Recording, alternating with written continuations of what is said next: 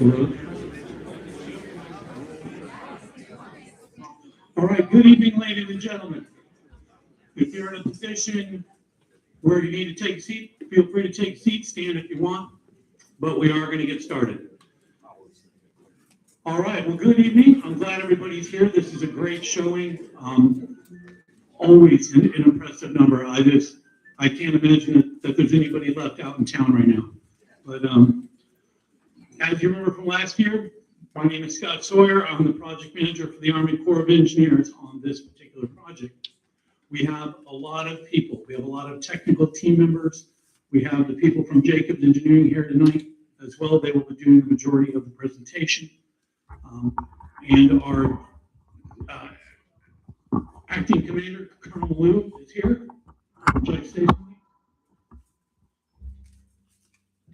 Hey, thanks, Scott. Hey, I'm Lieutenant Colonel Natalie Malou. I'm the deputy commander for the past year, acting commander right now. And I just want to say thank you for all coming out.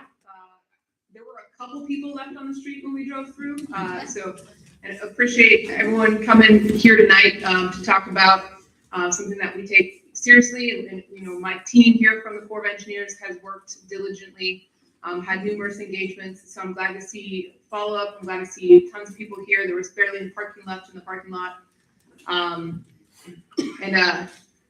Yeah, it's very encouraging to see the amount of participation. And so we're glad to hear from you tonight and to answer and field your questions. And just so a few opening remarks. Okay, so since the last meeting, which I believe Colonel Lubauer attended, we have piloted 3 different ways to attack the contaminants, TCE, right? And we've seen success in those methods, right? And so that's kind of the how. And my team's going to go over the technical details of those initiatives, right? And how do we reduce the TCE in the ground? And then, you know, what we're also continuing to work on is where, right? So where, because you can't obviously attack all at once in a large area of contaminants, right? And so our team's going to brief on our groundwater imaging and another initiative on, hey, how do we attack it and where to be most effective, right? And that takes time, and we have, you know, a process at which we have to do it. And so I hope tonight just being able to explain to you that the how and the where in the process, a little bit of the process is will increase our understanding in the community so that we can work to a good solution together. And then I also just want to be direct right up front, you know, with the commander's comments that we did detect an above federal levels of TCE at a landowner's property, and we immediately notified him and that landowner, and we are providing temporary water to that landowner and developing a further plan of action on how we're going to mitigate those effects, right? So just up front, and so we are doing things, okay? We are putting plans in action, and appreciate you guys here tonight. Depending on time and how long this goes, I may be available at the end to stay around and you know, talk with you and answer some questions. But I definitely look forward to the discussion and the information exchange tonight. So thank you. All right, thank you, Colonel Malou, for that. You know, I have worked a lot of places in my life, and there's one thing that I can say for sure. Since I've worked here, I have never had consistently high-performing, just amazing leadership as we have here. And it is just great to see them coming back year after year. We are lucky that this problem, you know, this is a terrible problem. We don't feel lucky. No, sorry. It's just a good group of people to have working this problem. It's not going to make it go away, but just know that we have people that care up and down the chain. Okay, last year. I'm not sure how to put it on. Put it there. Oh,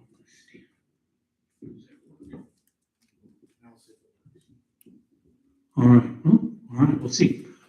All right. Over the last year, we've had things happen. We've had things, positive things happen. All right. That's not going to work. As you say, in the last year, we have had positive things. Like you said, we've had 3 pilot studies conclude with some positive results. Those will explain what Jacob's team earlier.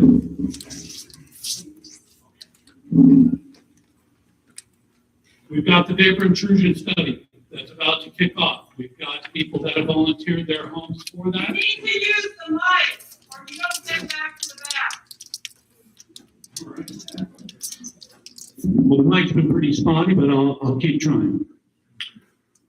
All right, so in the last year, like I was saying, things have been happening. The 3 pilot studies, the vapor intrusion is about to start, and we just contracted a high-resolution groundwater study.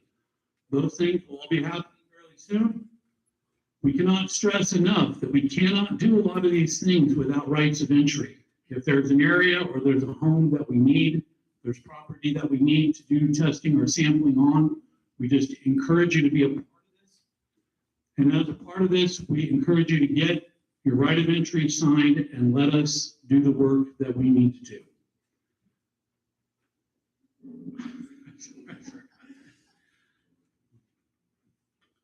So we're going to start this with the technical team from Jacobs. So I start, Tony, and you can introduce your crew. Yeah, there'll be a couple slides down. So welcome to the public meeting. It's also the open house for the annual update for the former Offutt Air Force Base Atlas-D Missile Site 3.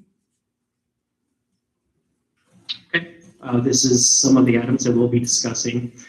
So we'll go through the introductions, the property and site history. We'll also talk a little bit about the remedial investigation review, some of the upcoming and ongoing activities, and then we'll also have a discussion and provide contact information. All right, so with the Army Corps Omaha District, we have Scott Sawyer as the project manager. We actually have Carl Harms as the engineer. Joe Plackey has since transitioned. And then we've got Jeremy Davis as the geologist, Tony Sedlacek as the chemist, and Isaac Balke as the risk assessor. We also have at the Public Affairs Office, we have Mackenzie Leonard. And then with our regulatory agency, we've got Matt Gresh with the Iowa Department of Natural Resources. All right, as a contractor to the Omaha District, again, like Scott Sawyer mentioned, we are Jacobs. We've got myself, Tony Swerzik, I'm the project manager. Mike Perlmutter, he is our senior engineer. And then we also have Simon Klein as our senior geologist. And then Rosa Esquivel, she is our public involvement specialist. Okay, I think at least 50 of you folks got a hard copy of the ParkLink presentation. We do have an acronym list. Just being a consultant, we use a lot of acronyms. So if there's an acronym that I use, you can just reference the slide. Okay, getting into the site history. Again, this was a former Atlas-D missile site. It was operational between 1961 and 1964, and it encompassed roughly 289 acres. In 1971, following the decommissioning of the missile site, it was conveyed to Iowa Western Community College. And then in 1988, the site structures were demolished. You will see remnants of the concrete pads of the former launch and service buildings.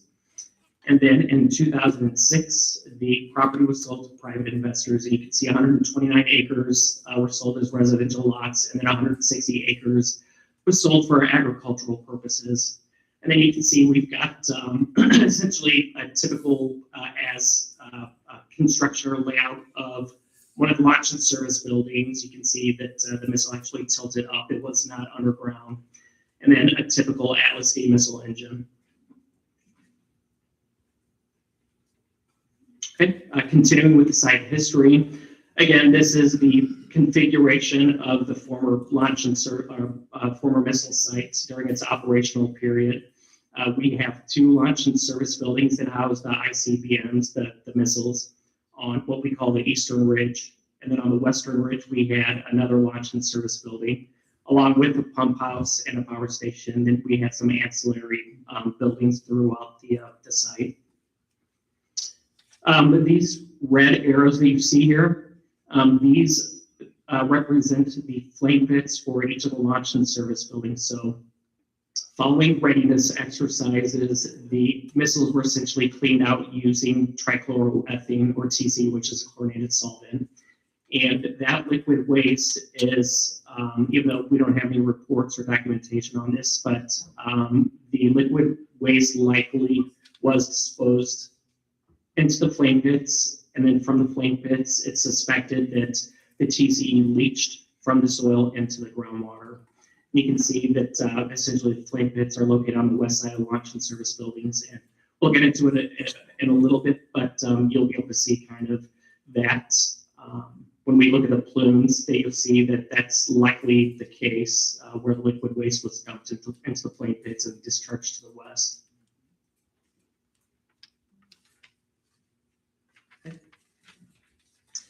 Continuing on with the site history, 2013, TC was detected in a few residential wells that were sampled at that time. That is what triggered the CERCLA process, so the Comprehensive Environmental Response Compensation and Liability Act process. And the first thing that was completed was a preliminary assessment to determine the path forward for environmental investigations. And you can see up here in the top right corner from 2015 to 2016, some of the environmental investigations as well as monitoring programs that have been conducted that were either completed or are ongoing. So we've got residential well sampling. We also have installation and operation and maintenance of carbon treatment systems as part of an interim corrective action for groundwater. And again, this is one of the ongoing sampling programs. One of the time-critical removal actions was for PCBs or polychlorinated biphenyls in soil. This was previously completed. The PCBs in soil was related to the former transformer pads that were located on the property during its operational history. And then we get into the phase remedial investigation. So essentially that was completed between 2015 and 2023. And that was the majority of the environmental investigations as part of the phase remedial investigation. And then we also completed, as the commander indicated, a series of pilot studies, which we'll get into in just a little bit. And then we also have routine monitoring well sampling. This is also ongoing. This is part of our semi-annual groundwater sampling that we do at our permanent monitoring well locations. And then we'll also talk a little bit about the feasibility study. Again, this is part of the CERCLA process that you can see here. We've got a diagram of the CERCLA process where you begin with the preliminary assessment. We already talked about the remedial investigation. And again, we're currently where we're at is the feasibility study. And then you can see the steps following the feasibility study. Okay, with that, I will turn things over to Simon, our geologist. Thanks, Tony, and thanks for coming. Every time we seem to come here, we have an increase in attendance, and I think that's fantastic to see all the new faces. So some of this will be previously from last year and the year before, but it's sometimes good to have a refresher about the remedial investigation and the subsurface that we have here in Iowa. So the key objectives for a remedial investigation is basically what we're talking about. Where is that contamination? Where is it spatially? Where is it vertically? On the surface water, subsurface groundwater, etc. So attacking this problem, we looked at, we're in the beautiful Loess Hills area of Iowa, and the general geology in this area would be windblown loess. This is the top layer here. This will create that topography that we see. That's basically ground up rock flour from glaciation, continental glaciation over millions of years. And it's windblown. It's placed over here on this east side of the Missouri River. Underneath that would be a glacial till. That's going to be a very catch-all term that could have a grain size going from a truck to a clay particle. It's very, very mixed up, and can be very what we call heterogeneous. Below that, we would have in lots of parts of this part of Iowa, we would have Dakota sandstone. This is a regionally important aquifer, so it's something to definitely be aware of and protect. And then, so that's what our initial conceptual site model was as we went about looking at this problem. The RI also comes with risk assessments, assessing that vapor intrusion and looking at the remaining extended PCBs and source from those previous TECRAs. So some findings from the remedial investigation was that we have the lust is still present, but that glacial till is now subdivided into two very, very different units. On the top here, we have this what we call a clay diamicton, that is a glacial material that's been ground down. It's basically where these large ice sheets have bulldozed over and compacted the ground, leaving these clays. And then also that's going to be kind of what we call an aquitard. It's going to prevent water flow movement down in a lot of certain areas where it's a significant thickness. And then below that, we have these fluvial deposits. That would be like if you go to Alaska and you see a glacier and you see the streams coming out the bottom of that, and sand and gravel. That's going to be that material there. So this is a fantastic material for putting in a well. It's going to be transmissive. It's going to contain groundwater that can be used and extracted for well water. But along with that transmissive material, unfortunately, it also leads to that contamination. Once it's there, it's able then to transport off the site. So we also thought we were underlain by Dakota sandstone, this whole area. It turns out north of the site, where we have lower elevations, we have Marmaton mudstone. It's an old, very old formation. It's hundreds of feet thick. Again, that's an aquitard. So that Dakota formation that we might have been seeing in old well drilling logs is absent north of the site. So continuing on with this, and we have plenty of posters over there that we can look at and talk to me about this afterwards if you're interested. That TC plume then leaves off-site and moves approximately close to into the Boyer River Valley, approximately 2.8 miles. So these don't like flow in like, it's sort of, don't think like an underground river. These are kind of like lobes as they're moving through the sands and gravel, so that's fluvial system. So they're occurring at different depths. So it's not just it's not just a sandbox and water's flowing through that sandbox. There's clay lenses in there. There's coarser gray materials where the groundwater moves more rapidly. And so we're not looking just spatially, we also need to know vertically. And we're seeing these lobes coming off the site to the north in different elevations. We can find that out by installing monitoring wells at different elevations in those fluvial aquifers to really help hone down where that contamination is, how it's leaving the site, what elevation it's leaving the site, and that will help us subsequently figure out how to clean it up. So my job is to delineate this stuff, and then we bring in the engineers to clean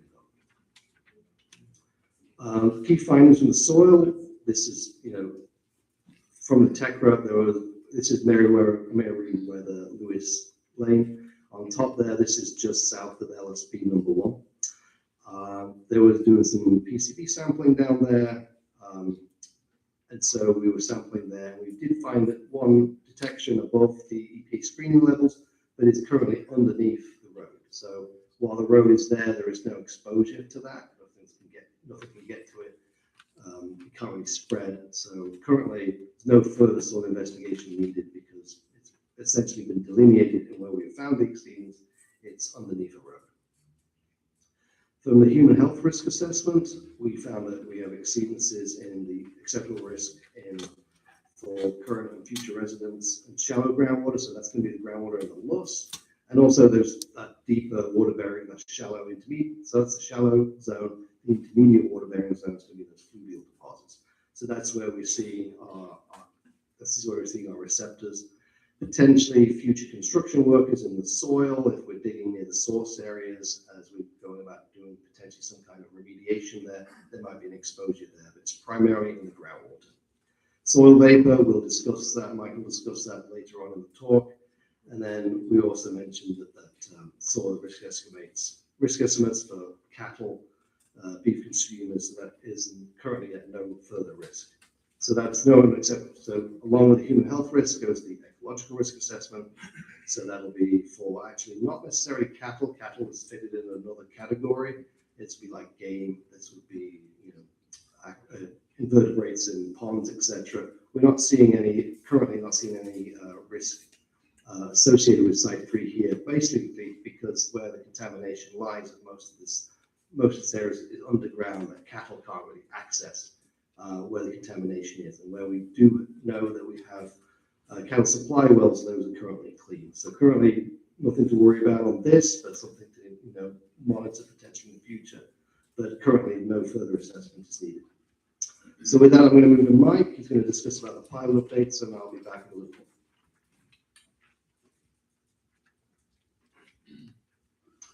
Hi, everyone. Thanks. So with the site characterized, my job is to help figure out how to clean up the contamination.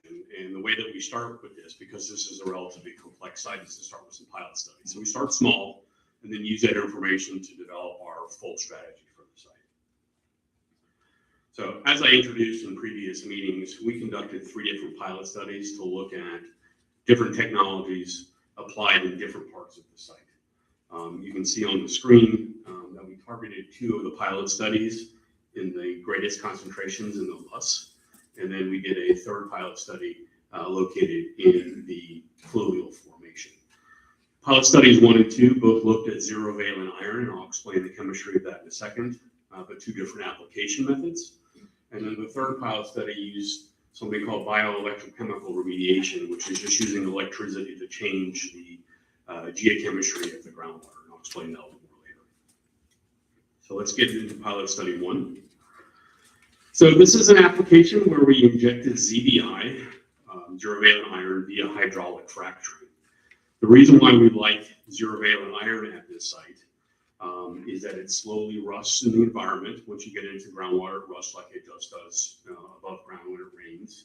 And what happens is it releases electrons. Those electrons help remove the chlorine atoms from the TCE, and it makes the TCE less toxic. So what happens is you end up with ethane, and acetylene, which are low toxicity chemicals. One of the things that we particularly like about ZVI is it doesn't move down gradient. So one of the things we're interested in is putting these chemicals in the ground to treat the TCE, but then not make the drinking water worse down gradient, because sometimes you can use remediation reagents that could have secondary impacts on drinking water quality. So we like that it sort of stays put where we treat it. The reason why we chose hydraulic fracturing is that the loess is a difficult material to inject into, and by using high pressure, we're able to propagate out the ZVI particles into the formation so they can react. And that's the process that we use for pilot study 1. The way that the fracturing works, and again, we're just focusing on the top 50 feet of the loess. We basically suspend the iron in a gel, and then we advance the drill rig, which we call a direct push technology, basically push it into the ground. We then use high pressure to inscribe a notch in the soil, and then we pressurize the whole system and push it out into the formation and almost create a bit of a pancake in the formation. And in this case, the way that it works is that we rotated around a triangle, and in each triangle we went down a little bit further, so you get this sort of overlapping network of these pancakes. So as I mentioned, our pilot study just included 3 injection points. The full scale would be significantly larger. But the idea is to create these radii of influence, where you have these overlapping iron injections to treat the target area. In this case, we injected 6 fractures per boring. So if you basically, as we push down every 3 feet, we injected the iron, and then we rotated among the 3 locations. In this case, between the 3 locations, we injected almost 40,000 pounds of zero valent iron. And then we also injected a commercial biomutation culture, so some bacteria that like to degrade TCE. So we're sort of hitting it with belt and suspenders. The surface chemistry of the ZVI reduces it, but also the bugs are helpful too. Just a couple pictures of what it looks like in practice. This is the contractor loading the iron into their injection equipment. And then from there, they pressurize it and it comes out this hose and it's attached to the drilling locations I mentioned before. This is the application of that kind of viscous material that suspends the iron. And then this is just the whole setup. This is the drill rig they use to push down the rods. And we were able to do this in about a week. That's how long it took for these 3 locations. So ultimately, we were very happy with the results. This well, which was our main target area, had concentrations of TCE decreased by 99%. And that we saw that happen within the first 3 months. And the entire pilot study was a year, and those concentration reductions were sustained. So we viewed this technology as something that we could consider for a full-scale application moving forward. Pilot study 2 was a similar chemistry as pilot study 1, but we did it a little bit differently with the application. In this case, because the fluvial aquifer that Simon was talking about is much more permeable in that you can get things to flow into it, we're able to use wells to pump the iron into the ground. So rather than pressurizing it with hydraulic fracturing, we're able to inject it directly into wells. And this is helpful for us to address the contamination of the fluvial, which is much more widespread, and we can use wells to do that. So this is the setup for our pilot study for this application. It's a little bit different. We mixed our chemicals at the surface and then injected them into wells located. This is our injection manifold, and you can see them attached to these various wells here. The pressure was about 50 to 100 pounds per square inch, whereas the hydraulic fracturing was well over 100, if not higher as well. In this case, the injection wells are a little bit closer together than the hydraulic fracturing. You can't quite get as good a radius of influence as the hydraulic fracturing. You can see these are a lot deeper. We were down to 109 feet with these applications, whereas the hydraulic fracturing, if you remember, were in the 20 to 40 foot depth. Now, one of the things we learned about this site, and that's part of pilot studies, is sometimes you learn what you can't do. And we did find a little bit of challenges with injections with these wells. Because the iron is still a solid rather than a liquid, it can fall out of solution and precipitate. And then we did find that when we stopped and started the pumping, we did clog the wells. And as a result, we only got about a third of our target volume in the ground. So we did learn some things from this that can help us with a full-scale design. But even despite only getting a third of the material in the ground, we saw very good results. If you see here, this is a baler that we use to collect groundwater. And if you can see a little bit of gray coloring down here, this is from the well in the middle of our triangle. And we're able to see some of these iron particles in the well. So even with the lower dose, we're able to see some of our chemical reagents in the well to treat. And as a result, here we also saw a 99% reduction in the TCE, very fast reaction. So we were up to close to 1,000 micrograms per liter. And in some cases, we were below detection limits. And it helped for the duration here. So another encouraging result here, we have some lessons to learn about the injection, which we'll address during the design process. So finally, our last process that we were testing is quite a bit different from the ZVI injection.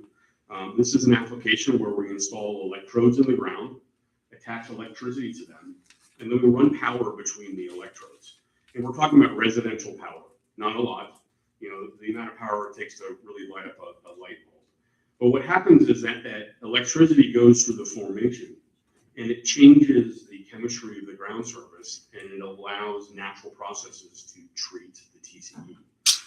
We really like this because you don't have to inject any chemicals. It works in a range of geologies, so it could work in the loess and the fluvial formation. And it's potentially a low-cost solution for the site, and it results in degradation. So it seemed to be an attractive approach for this site.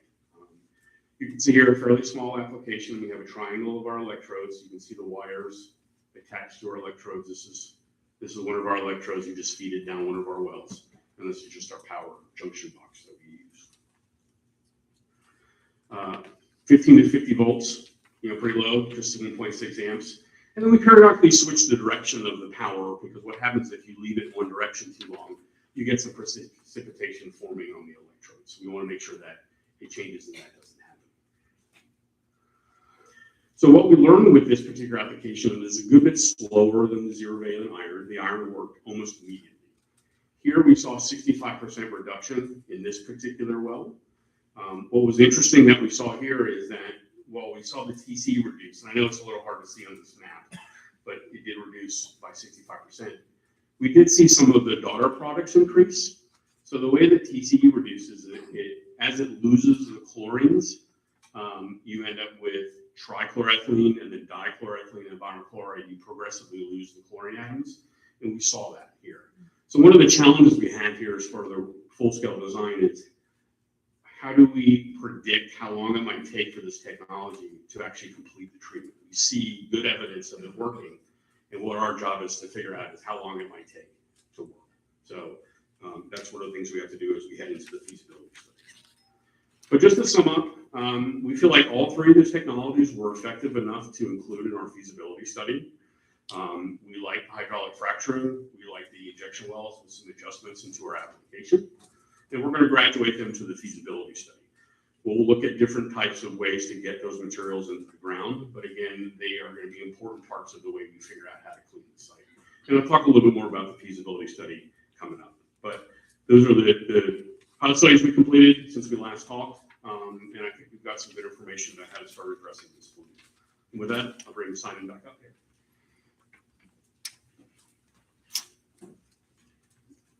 Thanks, Mike. So looking at the residential treatment systems with that interim corrective action, we have 140 plus drinking water wells sampled in a roughly 3-mile radius of the site. And that sampling frequency depends on right decision logic, concentration levels in those wells, and of course that approved right of entry. Several wells had TCE detections, and then the GAC treatment system installed to treat TCE daughter products. And quarterly treatment system sampling and O&M. So this is the systems that are in place for folks with the GAC system. Sampling results is 14 residential wells of TCE over that MCL of 5 micrograms per liter or parts per billion. 10 residential wells with detections, but less than that, 5 parts per billion. And then 118, so the vast majority of the wells of undetectable TCE concentrations. And we have those, we can, you know, a lot of audience members were enjoying the figures over there. That's what we have. We have 2017 and a 2025 map. So so that's what we have here. We have on the left, we have 2017, and on the right, we have 2025. So now we've started to, you know, as we've been collecting a larger network of wells for a period of, you know, 8-9 years now, we're starting to get a good body of data going about where this plume is, where it is in the subsurface, where it's hanging out. So what we have here is we have the two different, so you can see that the network has increased over time. We are now looking further north, and there's going to probably be additional wells over here on the other Boy River Valley that weren't being sampled before. In 2017, we were seeing again primarily along Euclid Creek. That's primarily where the residential well exceedances were located. And then we also have some spots kind of just to the north of there. Some exceedances, but primarily these are going to be detections between 0 and 5 parts per billion. And we also had some kind of more randomized detections of TCE outside of the area. Come down to 2025, and we basically transposed those same. We have not moved these shapes. So there's ellipses, the circle, this shape here, this blob here. That's the exact same blob that we've transposed over on 2025 to show that the plume is really kind of stable. We know where we want to focus our efforts. We want to focus it on the site, where at the source areas, but we also want to be looking down gradient here at these residential wells along Euclid Creek. We kind of have a bedrock low there that's been probably working that area for millions and millions of years. It's allowed for those fluvial deposits to deposit in there, leading to a good aquifer for a residential well. But unfortunately, that's also that transmissive material that the site and the TCE has moved through. But it's, as you can see, it really has stayed in the same spot. So we can look at the monitoring well results. So this is going to be these are going to be our monitoring wells that have been installed during a remedial investigation. So the graphs here are going to be TCE on the vertical and then time on the horizontal with an EPA screening level of that 5 parts per billion located there on the graphs. So let's start off in the source area, LSB number 3 and number 2. And you can see kind of what general trends. Kind of we can have a steady eddy here at 60, kind of in the main plume axis as it's still on site. As it's leaving the site, it's got a bit more variability. We'll see a bit more of some variability in other slides. 7i, that was the pilot study number 2 that Mike was talking about. So we had consistently readings of 1,000 parts per billion. Now we've had that big drop roughly to the MCL from that pilot study. Remember, that's in a very limited area though. And then also we are noticing further down gradient, up gradient I should say, of where we think the main source for this contamination plume is. We have 11i up gradient, and that is actually raising. It was above the MCL, but it has now increased. We're looking at that, say the plume footprint, so the area spatial area where the plume is located hasn't changed, but some of the concentrations are maybe moving around. We've got transducers in some of these wells, and we're seeing that we've had a 10-foot drop in groundwater from long-term drought conditions here. So that might be messing kind of with the plumbing. So the footprint's kind of staying the same where the plume is located, but maybe some of the concentrations have a bit more variability. And that's something we definitely want to be paying attention to and we'll be looking at going forward. Now let's move further north into Euclid Creek. So we're dropping from, roughly, we're going from 1,000 to 100 parts per billion. Now we're going into 100 to 10 parts per billion. And we have kind of a gamut here of what you might expect. You have 67. You have kind of a steady decline. You have a very stable one here at 69 cluster, and then 70 is kind of all over the place. There's a lot of variability. That's probably most likely due to whenever we're sampling, we might be sampling when a residential well is pumping. And so, you think the residential well is a lot of them, and they're pumping, they're going to be moving that plume around at different times. Again, the footprint staying the same, the concentrations might have some variability. And then looking at the plume toe or the front of it, that's as we leave Euclid Creek and getting into that Boyer River Valley, we're seeing, so notice those concentrations are still dropping, although we kind of have 76i right there, kind of at the head of Euclid Creek. We have consistent concentrations between 10 and 100 parts per billion. So that's kind of that main axis as it leaves Euclid Creek. Closer towards the Boyer River Valley, we have the residential well and a monitoring well there. It's kind of hanging around, pretty steady, parts per billion around the MCL. And then further north, although we've got that new exceedance detection in this kind of area of the north, but generally these are kind of either non-detect or they're going from 0 to the MCL, kind of bouncing around. So that's, we wanted to show kind of like nothing's really particularly increasing. We just have some general stability of the plume. So with that, we're going to, as Scott mentioned earlier, we have some, want to kind of focus in on more of the source areas to attack. So we have a bit more additional high resolution site characterization, primarily looking at LSB, watch surface film number 3. We want to kind of look at that using existing technologies that we use at the site for characterization. We've used what we call membrane interface probe. Basically goes down and measures the soil gas at depth, and it collects that information. It goes down, tells us where that TCE is vertically, and also some other geophysical techniques. The problem being that, see, like pilot test number 2 here, you're seeing that's where that 7i, where we have that 1,000 parts per billion, now dropped down to the MCL. Currently, we don't have access to that. So kind of a key area where we want to be focusing our investigations and our studies, we currently don't have access. So that is something that, as we move forward and we want to optimize locations and where we want to actually really clean this up, and it might affect time frame, these rights of entry are really going to potentially be to our advantage if they're opened up. So that's where we're at. And we're also going to have some temporary monitoring wells. We want to make sure that we have a good vertical delineation of some of these plumes as they're leaving the site.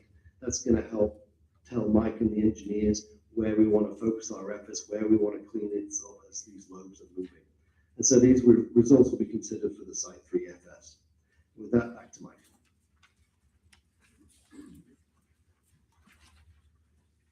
So we have a little bit more going on right now to help us understand our risks and how we can clean up the site. And we're doing a vapor intrusion investigation. So if you remember, when Simon was introducing the risk, one of the things that was identified during the end of the remedial investigation was that there was a potential for vapor intrusion risk at the site. So what we are implementing right now is an actual vapor intrusion mitigation for the site to see if there is actual a risk pathway. And ultimately what we're trying to figure out is, does the TCE in the groundwater volatilize and come up into structures at the site? So what we're doing is doing a building survey to understand how the structures are constructed, occupant usage information, looking at potential VI pathways, also identifying if there's potential background sources of VOCs, paint thinners, and so forth that could contribute to detections at the site. What we're going to do is at a few properties, install and sample 2 semi-permanent self-slab vapor probes, and I've got some pictures of that in a second. Really what we want to do is kind of go to the bottom of the structure, right where the foundation meets the ground, and understand the concentrations of TC that might be below the slab of the building. We'll also collect some indoor and outdoor samples. They help us understand if there's a complete pathway at the site. We'll sample for VOCs and we'll compare them to the federal standards for that. And then ultimately all this is going to feed into the feasibility study as well. So it's just a series of photographs for some other sites that we have done. This is an application where we're basically drilling through the foundation to install our point. And then these are the sub-slab vapor probes. There's a couple of different shots of them, but they're very small. We put them in the concrete. In some cases, you could even put them under carpet either. You can see them until we need to sample them. This is a setup of our sampling approach. We're in the house very briefly. We've got a pump, some gauges, and our sample container, and then we send that off to a laboratory for analysis. But this allows us to understand the quality of the vapor underneath the building as well. So that's going to be ongoing, and I think it's going to start towards the end of this month at several structures that are located along the main axis of the plume. And I've been talking about the feasibility study a lot. That's a very important document for transitioning into the remedy at the site.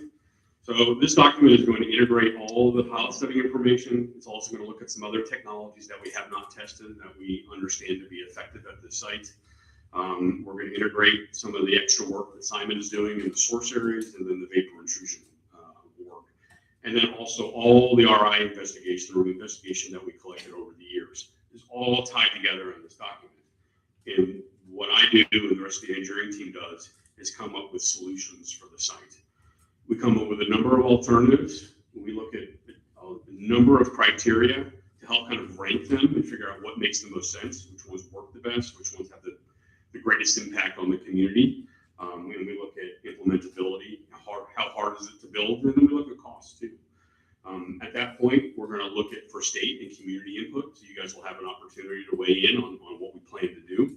And then ultimately, the select remedy gets placed in the proposed plan, which you'll have another opportunity to comment on, and then ultimately the record of decision that really allows us to begin the remedy implementation at the site. So this is the process that is ongoing right now. We're in the process of building a feasibility study, and all this information we're collecting is going to be very helpful for that. And with that, I'm going to turn it back over to Tony to talk a little bit about rights of entry again.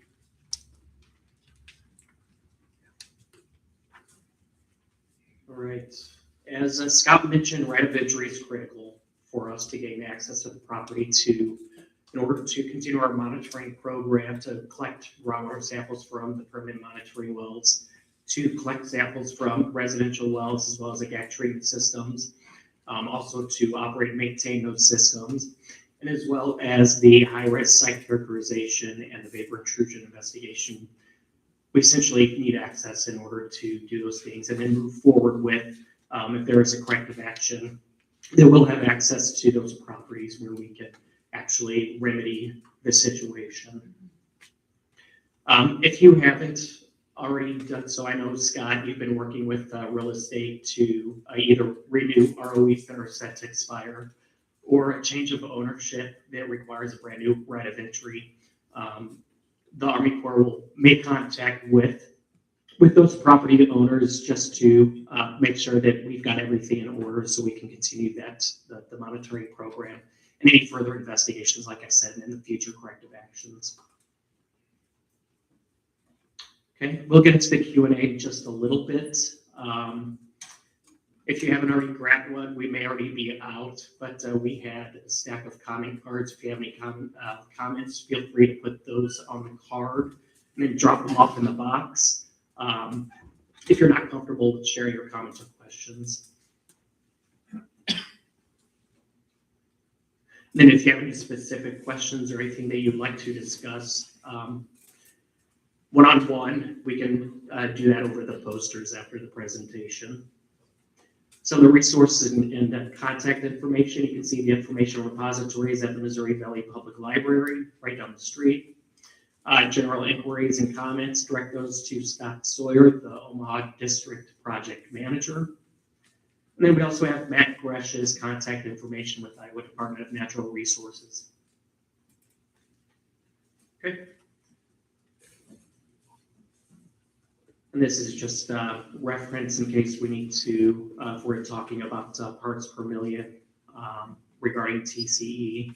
You can see that a 50-gallon barrel, 4 drops of ink equals 1 part per million. Half drop of ink is 1 part per million. So you can see it's a very small amount. A third of a drop of ink equals 1 part per trillion in a 500,000 gallon Olympic pool. So we were talking about, a relatively small volume of TCE that could potentially, affect a greater amount of groundwater. So just something that we put in here in case we needed to reference. But with that, I just wanted to turn it over to Scott, see if he has any closing remarks. Then we'll take questions. All right, you guys heard all the things that are going on. This will be over the next 2 years. We will finish up this vapor intrusion study. We'll do the high-resolution groundwater study, all the while continuing the water sampling, the in-home system maintenance, and testing. Each one of these things that's going on, each one of these studies is more information for the feasibility study. Just like anything else in life, the more information you have, the better decision you can make. And it's important that we make the right decision here. So everything going forward, all of this information is going into that. The biggest thing you can do to help with this is, like it's been said, give access when we need the access. If we can get and sample your property through an existing, if you're on the program or have been on the program and you don't have an ROE right now, renew your ROE. Call me and we will renew your ROE and get you on that program. The more sampling we have, the more colorful dots there will be for them to work with, and just more information, things work better. The high-res study is up in Cottonwood Estates. That's where that's going to happen. If you live up there and you are contacted, please sign an ROE. Let them on your land. Let them do the study. It benefits everybody. The more information, the better decisions. All the while this is going on, our single most important job is keeping the residents safe from the contamination that is there. And that is the quarterly, semi-annual, and annual testing. If you're on that list and your ROE is expired, let me know. If you stop hearing from us, if you've dropped off the program because you didn't sign an ROE, call me. We'll get you an ROE, we'll get it back. I'll drive it out to you. We'll get it signed, we'll get you back in the program. It is critically important that if you're in that area, that if you've been on the testing program, you continue on the testing program. So we can get between that. We can put a filtration system in if you test to that point. But we need to know and you need to know. If something affects your right of entry, if you've had a right of entry and you moved, something happens, let me know. I do not know who moves. I don't know who goes where. So if anything affects it, you buy a property and they say, hey, you'll get tested every 6 months. That's not going to happen unless you sign an ROE. If you're a new resident, you've not signed an ROE, let us know. If you're an old resident, haven't heard from us for a while, let me know. My phone number's on almost every one of these things out here.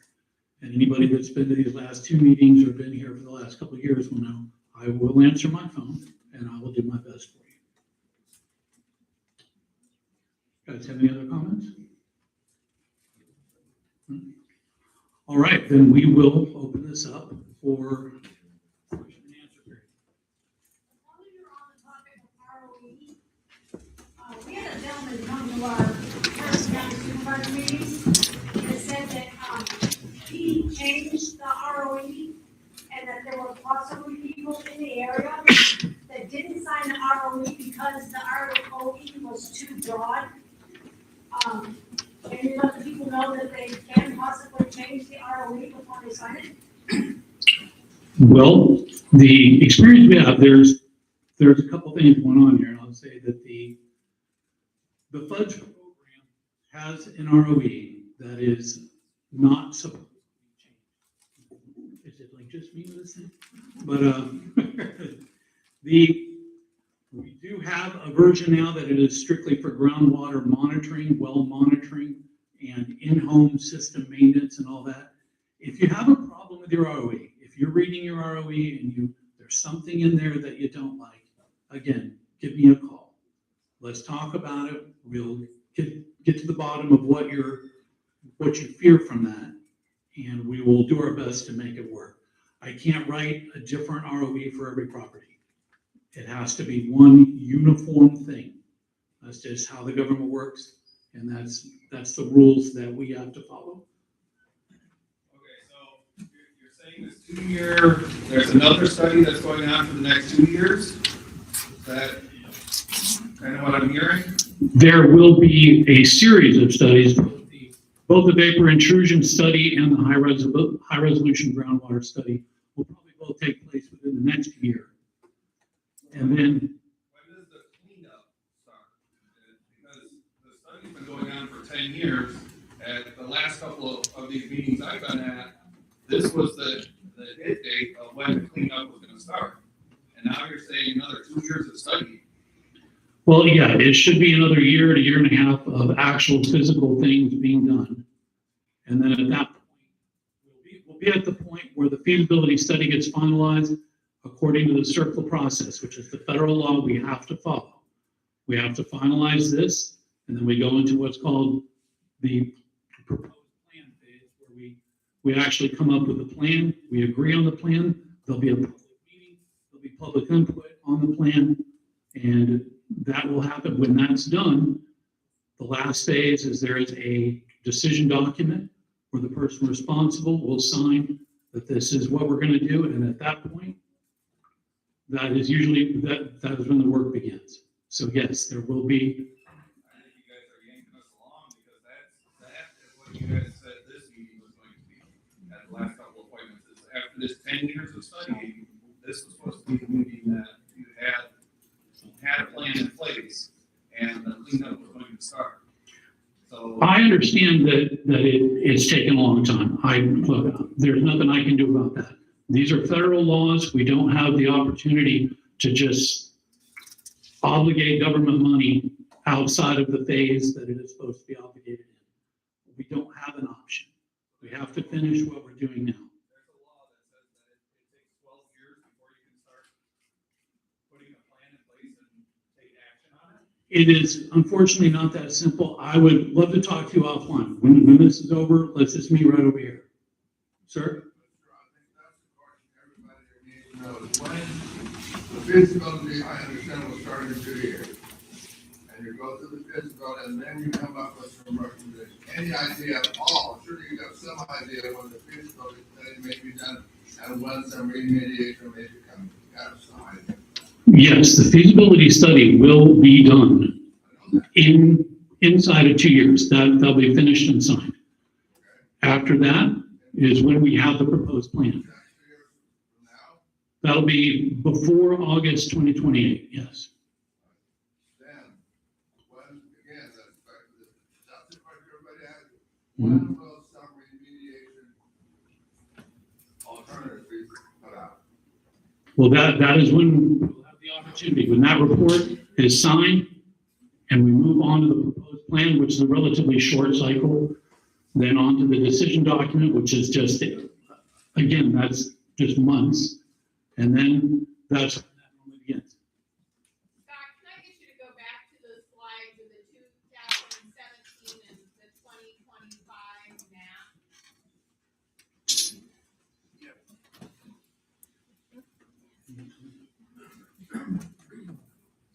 The reason why I want you to go back to that is because I went to the Missouri Valley Public Library. The Army Corps put that information in the Missouri Valley Public Library, correct?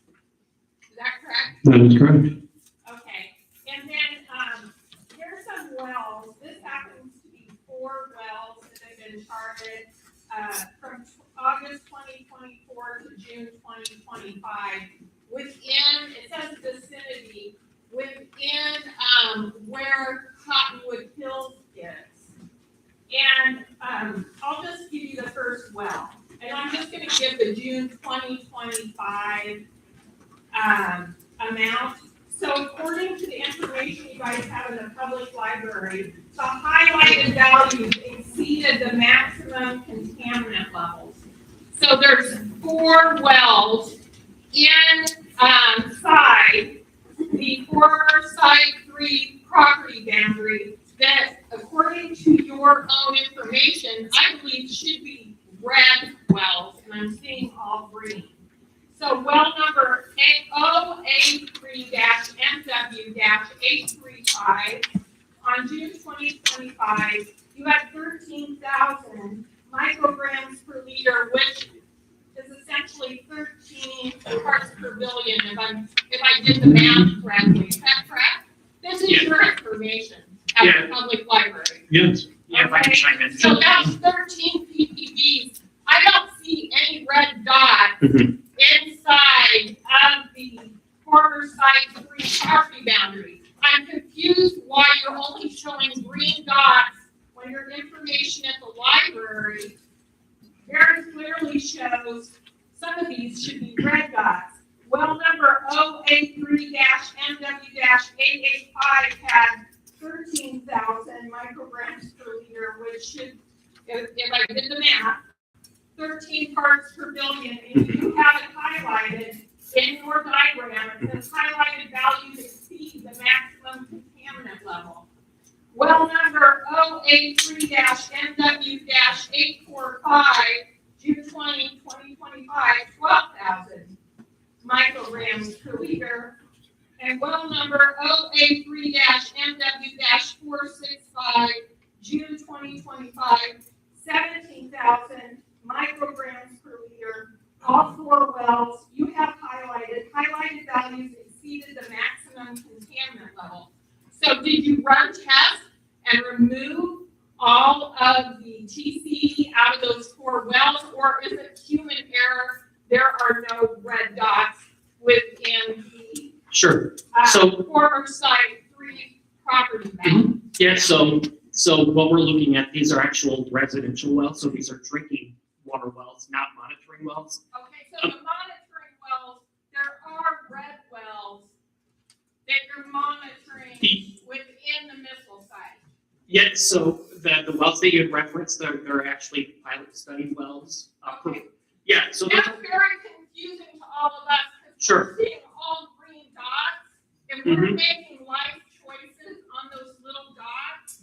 Sure. And you are not showing all the information. It doesn't seem like you're disclosing everything. Well, that report that you're referencing is from the pilot site completion report. Those figures show performance monitoring wells. They're not drinking water wells. So if you look over here, if I can point them out. So, yeah, let me. So my question is, there are red wells within the former Site 3 property boundaries. Is that Monitoring wells, correct. Yes, and so there is TCE in Cottonwood Hills, Yes. according to the information at the library. Yes, and on this figure, right here. Okay, I have some Yeah. other questions, but Sure. Scott's voicemail is full, and it has been full all summer. And so I will try to reach out to him again, but you might want to check your voicemail, Scott. I would just email me, the phone the government gives me has, Oh, okay, but- okay. we haven't turned down any emails yet. All right, so you can see, all right, you have something, sir. So I've got the original well up there, and I've been living there for 13 years. And drank the water for how many years, with contaminants in it, and now so now you're doing the study, you found out 4 years ago, almost 5 years, back in 2023, that there's vapor showing up. But we're already almost to 2027, and you're now just getting to just do some study about it. Meanwhile, I'm just like I was drinking the water. I'm breathing the air and the vapors. You drag your ass to get stuff done, and meanwhile, people are getting sick, and I get it. It's the government. It's slow, but that doesn't make us feel any better. It doesn't help our lifestyle or anything. I completely understand that. With the vapor, I think what we're talking about is we have, at the end of the remedial investigation, we found out that there is a potential for vapor. I don't think we know that there is vapor. When Mhm. water heats, it turns into vapor. You're breathing in that vapor every time you shower, every time you cook, every time you steam mop something. You're breathing in that water. My water is 16 times the allowable limit, and let's be honest, 0.4 and under is when you have no cancer or infant heart defect risks. So I have it on paper that they knew that there's TC out there in 1994, but it took till 2017, 24 years later. Meanwhile, all of us are buying property, we don't know anything about it. We're breathing it in, we're cooking it, we're cleaning it, we're eating our vegetables, I've had 2 dogs die of cancer, I've had a brain tumor removed, I have all sorts of neurological issues. Why did it take so long to tell us? And you're talking about this vapor. Anytime that you heat water, it's vapor. A simple Google search will tell you the TCE without water, the minute it heats in the shower, it literally says on Google, take cold showers. All right. All I can tell you there is, yes, things have taken time. This has not been the fastest thing in the world. The hazard, you say going back to 1994, I do not have that particular thing. It's probably out there somewhere, but 2013 was when we started actually doing the investigation out there. I know that it's a long time. I'm not gonna lie. I mean, that is a long time. This is a slow process. I cannot say, if your water, like you say, is contaminated to what, 16 times? Yes, Well, you'll have to get with me and give me your address. I'm in the red. Okay, so you have a system in your home, right? I do, but I Okay. have 2 wells. One I can't even use because if you wash your car, that water's going down in the soil. When the soil turns over, it turns into a VOC. So I have a well down there I can't even use. But before that, I've lived there 20 years. I raised 3 children. You know, you water your pets, your animals. We breathe that in the whole time. I don't understand what the big secret is. And then also too, you're talking about rights of entry. That's awesome. We signed it. You guys come in, you do the testing. The guys that come into my house are amazing, by the way. Super friendly, super nice, super courteous. But my question is, I should have lost my train of thought. That's what happens when you have memory issues from this water. You got it. You got it, girl. You got it. Yeah. You got it. I'm sorry. I still have issues, but so you guys come into our house. Oh, the VOC. You asked us to do the VOC. We asked some questions. You guys said talk to Jacobs. Talk to Jacobs. They said well, talk to the Army Corps of Engineers. So then you're like, well, let's just drill 2 holes in your foundation. Okay, but what if that leaks? Right. Oh, it shouldn't. Okay, so down the road, a year from after the study, now I have a wet basement where I had a dry basement before. Who has the liability? Nobody can tell us, so we elected not to participate. I would love to participate because I have one of the hottest wells. And I would absolutely love to participate to see, because I can't even climb the stairs without hardly being able to breathe. It feels like an elephant is sitting on your chest. So I would very much love to have the vapors and the gases in my house measured, but it'd be essentially you letting you guys experiment on our house with no repercussions. Is there any, I don't, all right, please, go ahead. Why don't I'm on council and legal business. That's amazing. We can talk after, but what about the rest of the people? They're not going to hear the rest of that conversation. Can you go up to the microphone, please, so we can hear you?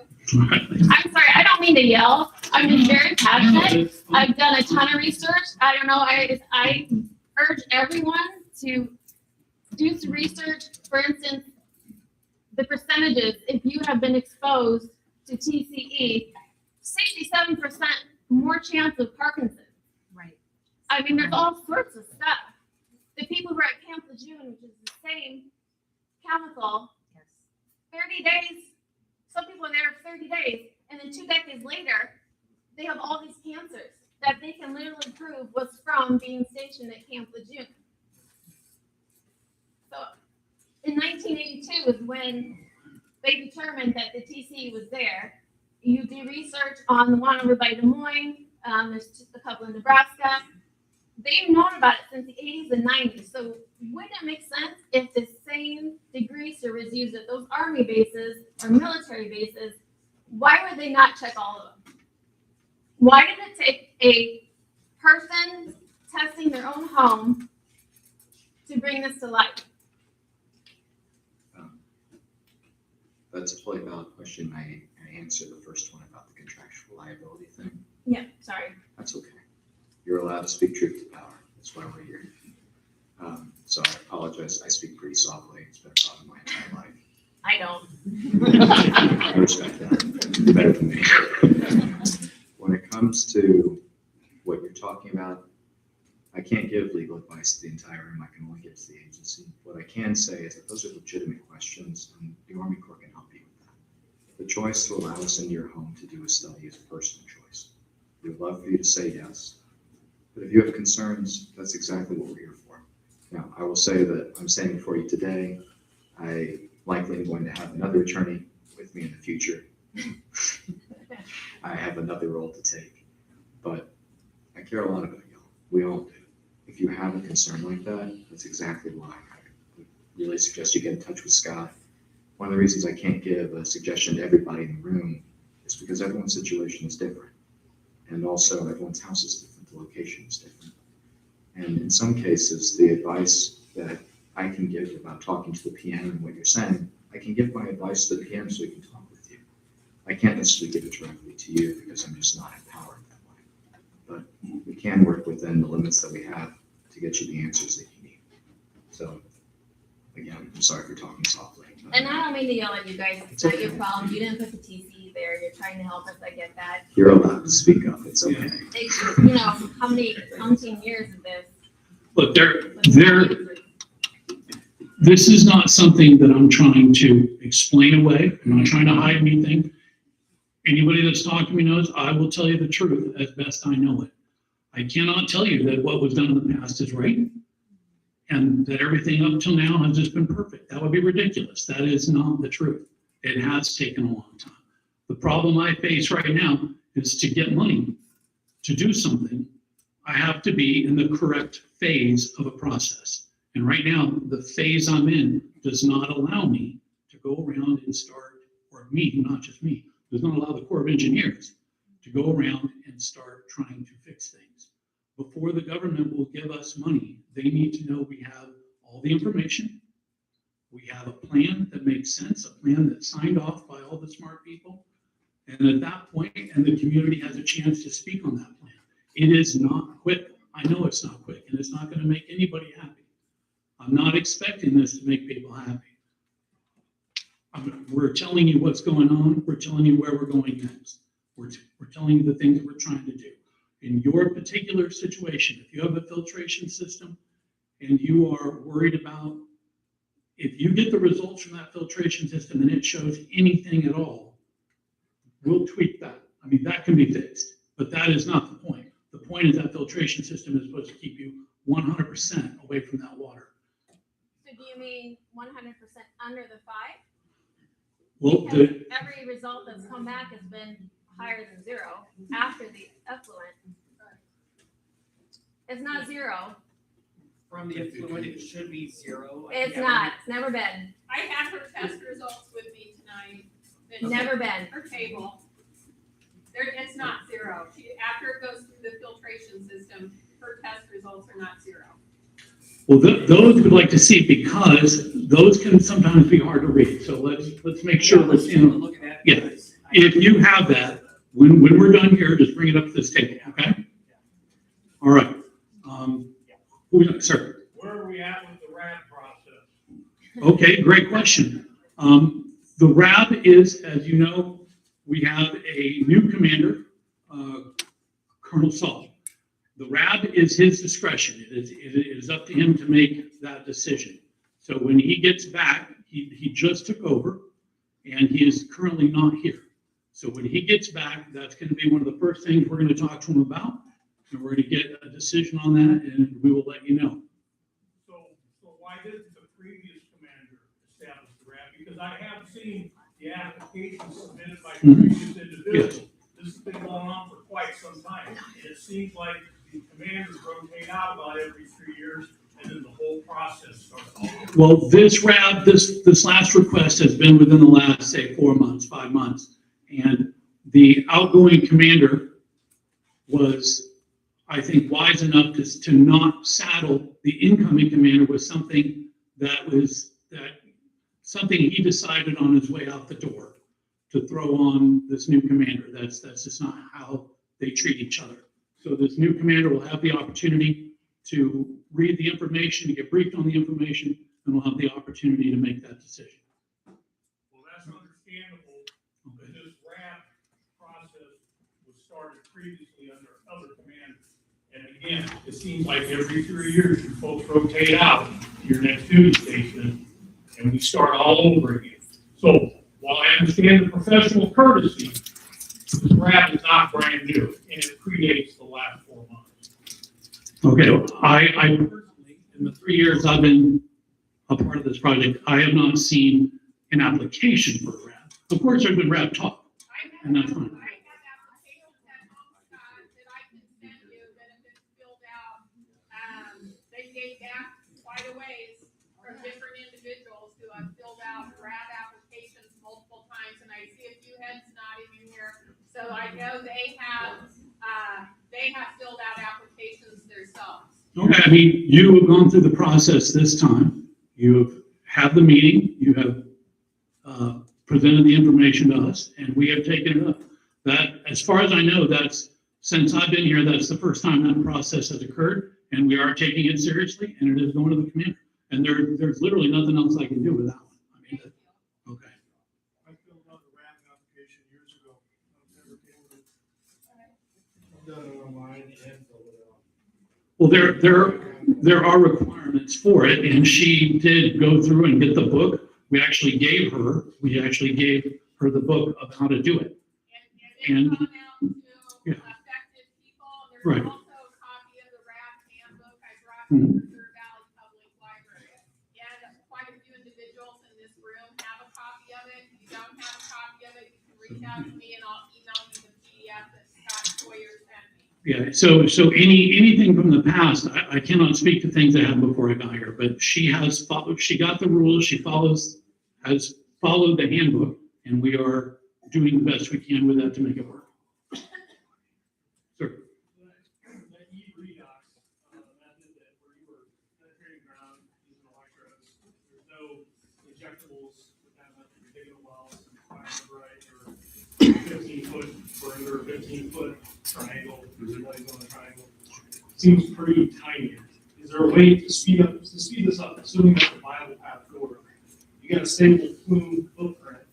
Can you not expand these silos and basically, drill 200-foot wells and just tattoo the ground all throughout that area and add power to those electrode pulses? Absolutely. In fact, some of the concepts we're working on as part of our feasibility study look just like that. So a full-scale application, for example, would target this entire area with electrodes And we would basically just have a repeating pattern of those triangles throughout that entire area to reduce the contamination. But that would be part of a full-scale remedy. But that idea is exactly what we're looking at. So. Would that take care of a big vertical consideration? Absolutely, yes. We believe the ERIOX could be used not only in the shallow zone, but also in the intermediate fluvial zone as well. Would you start on the perimeter and work your way in an inward spiral to try to, in case of contamination?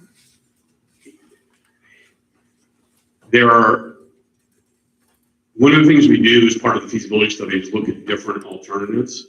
And one of the alternatives could very well be containment coupled with source reduction. We also might look at complete plume remediation. And we have to look at sort of the pros and cons of taking those routes. Because obviously the more you do, the more it costs. And there's some,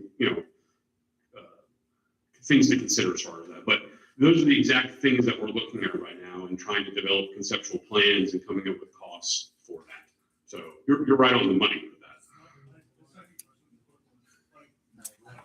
Is the larger aquifer underneath, the larger aquifer, is the dilution level adequate enough, at least at that level where it's not really a concern, or is that a huge concern? I'm kind of new to this conversation. You're talking about the aquifer where the wells are located? Yeah, I mean, hopefully we tried to let you know that the concentrations in the loess are significantly higher than what we're seeing in the fluvial, and there is some dilution aspect to it. There's a lot more groundwater flowing in that zone. But it's also a case where the source of the contamination is basically just very slowly working its way into that zone. So you have a lot more water with a slow source, and you end up with the lower concentrations. Now they're still above the drinking water standards, but we expect the concentrations that we're seeing to be fairly stable until we treat the plume. And our expectation, frankly, is if we can eliminate the source as part of the full-scale remedy, we should see the fluvial aquifer respond. So, and then we can decide whether we also active in that zone to even speed it up further. So, but those are the kinds of things that we're trying to figure out as a feasibility study, because there's just lots of different permutations of the approach. So we got one in the back standing first, and then I'll get you. Oh, sorry. Just one question. These missile sites were all over the Midwest, the way I understand it, during the Cold War. So is this like, is the Corps of Engineers fighting these all over South Dakota, Nebraska, Iowa? There were different missile types and different missile systems, and each one probably comes with its own environmental problems. The Atlas D that is here, being a liquid fueled rocket, was the one that required these particular degreasers to clean the fuel hoses and all that. So the Atlas D sites, all of the Atlas D sites probably have this problem, but I'm not familiar with all of them. Sorry. Yes, I would like to revisit where you showed the road with the 6 soil sites. Okay. The sampling sites. You mentioned when you were discussing it that the chances of having some contamination come up through the road were slim to none. Then later down in your presentation, you spoke about going into basements, crawl spaces to achieve soil samples, specifically crawl spaces being better options than the solid basement. I was wondering how permeable is the road in comparison to a solid slab basement? And if the road is more permeable, are we going to plan to test these roads? Because, if I'm walking out there, I don't want to be exposed to it. Well, that's fair. Here, Might get over here. The PCBs and the VOCs behave very differently. The PCBs are not volatile almost at all. So the PCB risk is really a contact risk. And because it's below the road, there really is no way to complete that exposure pathway. So in a lot of cases, we have other sites of PCBs. If they're below roads and other foundations, we basically leave them alone. It's really safer to not move them. Whereas the VOCs do have the ability to evaporate or volatilize, and that's what we're looking at. I do want to kind of comment on the question you asked earlier. What's triggering this investigation is the groundwater concentrations exceed a vapor intrusion screening level. So we don't have any vapor data up to this point. So what we're trying to figure out is it possible for the groundwater with the TCE, that's 50 or 60 feet below ground surface, to volatilize up into people's houses? And that's what this testing is going to be. And this testing that we're talking about is really only a few weeks long, and we'll have some answers really before the end of the year on that aspect. Making sure nobody else said before me. My name is Jessica, just to be clear. So I do have another question. I live, I believe I measured it about 6.3 miles away from the center. So technically I'm out, right? The issue I have is specifically in the valley I live in, we have about a 90% cancer rate, different cancers. There was 2 in my family, my daughter at 14 and myself. So the question now has become, do I go ahead and pay the University of Iowa to run this test? And in addition to the glyphosates, because that's the secondary concern, we already know there's nitrates. If I were to come positive, how do I get a hold of you to share those test results? And when I do become positive, should I, actually I already know the answer, so it's kind of inflammatory, but should I tell my neighbors and ask them to also pay for their own testing? You'll see my number and email will be on almost everything that you got tonight. If you, at 6 miles, you are never going to say that something is impossible. I would say that it is unlikely. If you pay for the test and you get that result back, then you bring that to us, and we will get with these guys and those guys and every other group of guys we got. We got a huge team, and we will find the path forward that makes sense. My next question is, by any chance, did you bring any of the right of entry forms for some of us to go ahead and sign tonight? I did not, Okay. and that is my bad. But again, you've got my email, you've got my number. Obviously, voicemail's not working. That it's a problem.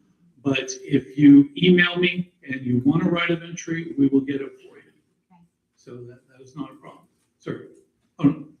Yes. Hey, earlier I talked to you and you said that did you get a $500,000 grant for this, you said? From the government? Who, us? Yeah. No, we don't get grants from the government because we're the kind of part of the government in that sense. Well, but the county and I don't know how that works exactly.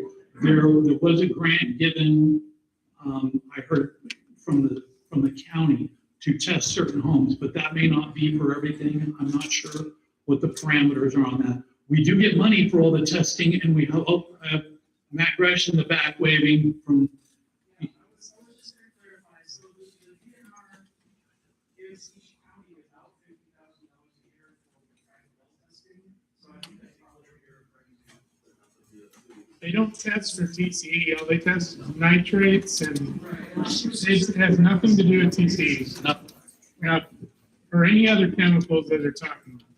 So you can have it tested 1 million times for free, get in that program. It doesn't matter, it's not gonna test anything that we're talking about here. Yeah, the University of Iowa does have the capability to do the testing. What the lab man had actually asked is before we call to get the testing, to have the DNR get involved so that they could give a list of testing. Because he said, I could test for everything, but if we have somebody, boots on the soil and looking at the land and having a better idea of what they need to test for, it'll be a more conclusive test.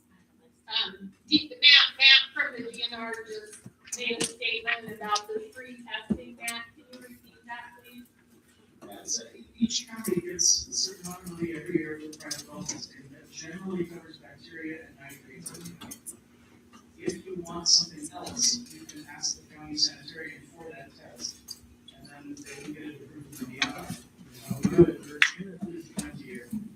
So you're saying that the county environmental administrator could do a TCE test, and it was required, is that what you're telling us? They Or are requested? the county, in order to be reimbursed for the test, the county can do it anytime they want. In order to get reimbursed for it, they need to ask the DNR, is this an appropriate test or not, and we agree. Okay. How much is that test? $51. All right, wait, just 1 minute back there. You had a question earlier, right? Yeah. Yes. Okay? Anyway, there was a slide and it said something about a site 3. There was some, testing done and there was no risk to cattle, and yet there's some pictures of Black Angus cows there. But my question is, was that, TCE in the soil or the grass or the water that supposedly proved no risk? And then I'd like to know, I'd like to actually see the study. Anybody familiar with that? Yeah. It's right up there. Yeah, I'm not a risk assessor, but I do know the data that was pulled into the risk assessment for the eco risk assessment. Particularly for cattle, it was surface soil data and then groundwater data from what we call a lot 1 well. It's periodically used for cattle drinking water. What's lot 1? So I don't know if I can. It's, yeah, well, privacy issues, I don't. Oh, okay. Okay, so I guess I'm back to, if that site didn't have any contamination in the well, what? I'm confused. Because then you're saying though that that particular area has contamination. I'm confused. Why would it not be contaminated for a water well for cattle, but contaminated for homes? It depends on how deep your well is. Well, right. I have a question, and it's in regards to Veronica's, well. I have information here, this is the DNR management briefing 0425, doc. And the statement that went out in regards to Veronica's well was, the letter references information from the state veterinarian of Iowa, IDALS, who noted that there were no laws directly limiting Ms. Brantz, which is Veronica, from using the water for her cattle. But the juvenile cattle are likely impacted by TCE in similar ways to juvenile humans. And there could be liability involved in knowingly selling cattle with contamination to packing plants. DNR contamination sites forwarded the letter to USACE, the Army Corps, and returned a response to Ms. Brantz explaining that while the DNR is a signatory on site activities, the responsibility for the site is with the Corps. It is not known if the Corps has responded to her as of April 9th, 2025. Did they respond, Veronica? I never got a response. Now, we have talked about this, and I think that there's unfortunately limits to what the Army Corps of Engineers can do and what we are funded and authorized by Congress to do. We are purposed, we are given a charter to go out and try to protect the environment and human health. Cows are a different thing altogether, especially a cow that is used, that is part of the business. If the cow is a commodity, then it is not covered by what the Army Corps of Engineers does. I'm not saying it's fair. I'm not saying we should or should not do it. I'm just saying we are precluded by our own rules that are put on us by Congress. They decide what we do, and they have decided that that is not a part of our job. Are there other people that do that? I mean, the state should be involved with that. I don't really know exactly what the path forward is for that. But I know we are precluded from doing it. We're not allowed to go out and worry or study the cows. We're supposed to study the people. And, well, not study the people, but we're supposed to study the environment and get between the contamination and the people the best we can. That's why the houses have the GAC systems where you test positive, we won't start that GAC system. We are not allowed to install a GAC system that is simply for animals. And I'm not saying it's right. I'm not saying it's fair. I'm just saying that's the rules and that's what we have to play by. And I have no choice. Yes. Yes. Okay. People came out, biologists, et cetera, had a nice conversation. I was told then, don't worry about it, even though these heifers will go into the human food chain. Okay, but I never got anything written. I never got anything written back. I just got the verbal statement that Okay. don't worry about it, Well, it was myself and Isaac back there. and the biologist. Yes, and Paige Cooper, yes. Scott, what I'm saying is I never got, that's why I just asked you a little bit Okay. about, you know, can I have a copy of those findings? Okay, I can, if you email me to remind me, when I'm back at the office, those are pages out of one of our reports. And I can try and find those pages and email those to you. There is, unfortunately, in this case, and again, I'm not justifying it. I'm saying that's just the way it is. We cannot take action on business cattle. When we look to the health of an animal species, it would be because it is indigenous to an area and is an endangered species or something like that. But the cows are not, they are not native to the area and they're not endangered. So we really have no path forward with those.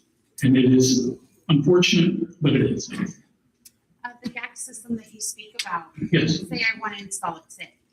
How do I go about that? Do you have plans where I could just like, let's say go to Home Depot and buy the components? You want a GAC system on your house? Let's just pretend. Okay. Well, there's two things. There's one, yes, you can buy one yourself. That's not a problem. If you are, we provide them when somebody who is on our programs tests positive for TCE over the MCL. We will, we go, it's quite a paperwork shuffle, but it gets done very, very quickly. We provide a alternate drinking water source, be it a Culligan tap, thing in your house or bottled water until we can get that system set up. But that is not for just anybody, right? You have to be affected by this site. Now, if you want one yourself, Culligan in Missouri Valley can install one, and they are not. I think I just looked at one the other day, and I think the total for the whole thing was like $4,500. Can you educate me on the parts of the system? Like, is there a carbon backwash?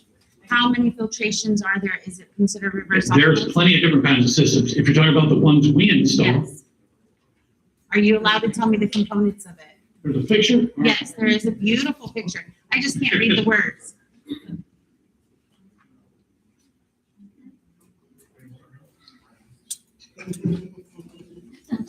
There you go.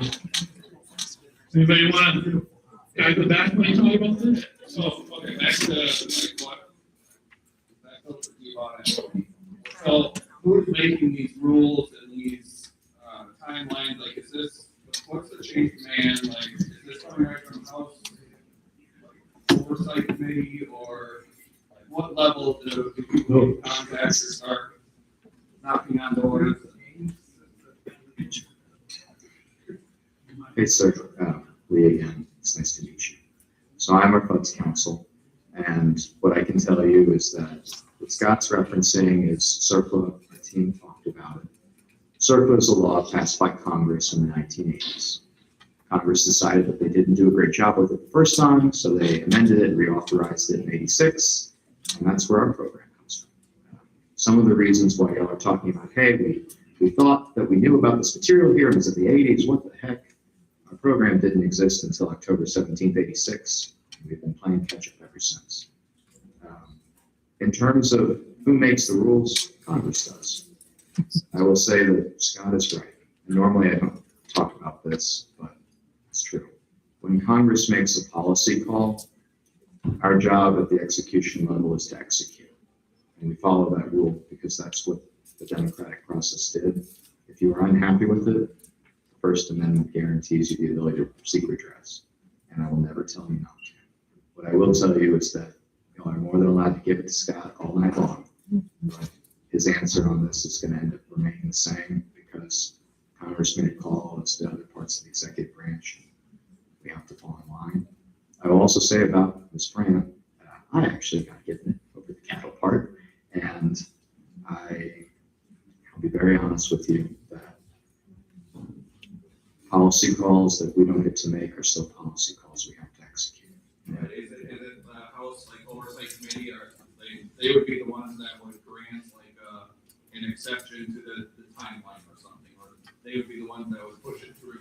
If you were seeking a change to the federal law, you would need to get it passed by Congress and signed by the president.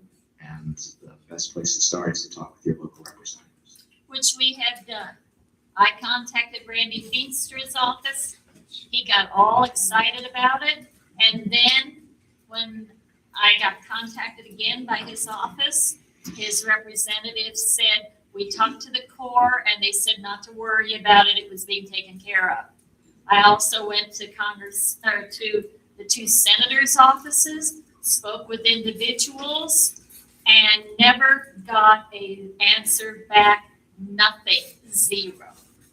This is one of the top 10 sites in the entire United States, and if our own governor knows this and doesn't do anything, or none of our people do, he makes it feel hopeless.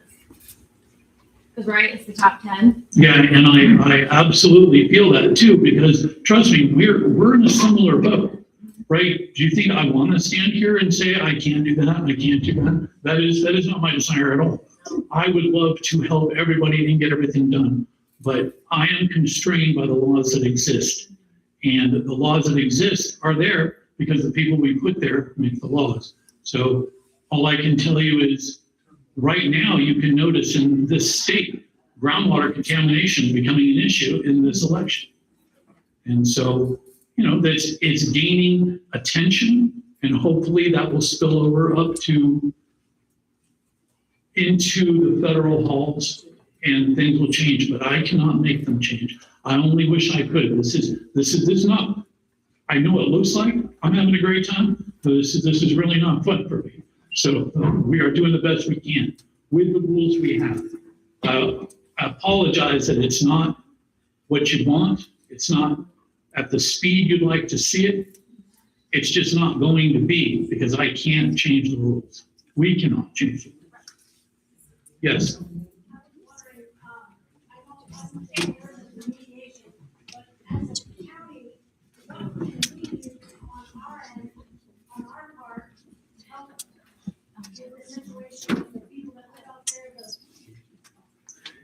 You know, I'm no expert on state politics, county, local, or any of that, but it seems like Matt Gresh is pretty amenable to working with counties, and, you know, it's just gonna have to be that partnership, state, county, and federal. We're gonna have to work together, especially with that testing program. That's something that's a lot more flexible for the county to work with the state on that than us. Our situation is not nearly as flexible as yours. Is there anything else? Yes. I was at your first meeting. Okay. But my first meeting or the first? Oh, okay. My first question was, how much money have you guys spent on it? You know how much you've spent? I do not. I know, I honestly don't track it like that. 10, 15 million, 20 million. Right, fair number? Yeah. What is? Yeah. The question was, with that money, why couldn't you just put in rural water? That was a study that was actually started. It is a lot more expensive than you think, and it's yeah. After the meeting, one of your people came up and said, Mr. Peterson, that's the best thing we could do, put in rural water. It is not a terrible idea, but the government does not have the authority to put in No, but they could. rural water systems. The money you spent, okay, I'm just saying. The last estimate I saw, And rural water, yeah, you can hook up it per child, and put it in, and the reason I know, I work for Capital. right, So I know how this rural water is. sure, You can do the whole county. You go over to Nebraska, the 4 counties over there that I call, they're all rural water. okay. Then I would recommend taking this up here, because we can't do it. We don't I have it. talked to the state Yeah, representative, and they say it's a federal problem. Okay, so I called Tony, or okay, nothing. I called Tom King, nothing. Their representative for here, they said, oh my God, this is something else. Never heard anything from them. So this is the problem here. Why aren't they here tonight? None of them are. Yeah, that is, look, I can't explain how Congress works, how I honestly failed that in school, and I don't pay too much attention to that. But I do know that we are not allowed to just go around the entire county water systems. So that's not gonna be something we can do. But you guys can help with grants or something to get a little water started. We really don't have a grant program or anything like that. Again, This is why I went to school for forever, is to help you stuff like this. It's a wonderful question. I will say about the political question, I can't comment on that at all. I appreciate Scott's candor. Y'all can choose your political voice as you see fit. For grants and things like that, there are cooperative agreement authorities that we have. It's an entire different part of federal law. I sleep on the weekends because I do our compliance for environmental law. I also do our federal procurement, and I also do everything else. So I can't say it's very complicated, but the fact that it's complicated doesn't change the fact that what Scott is saying is right.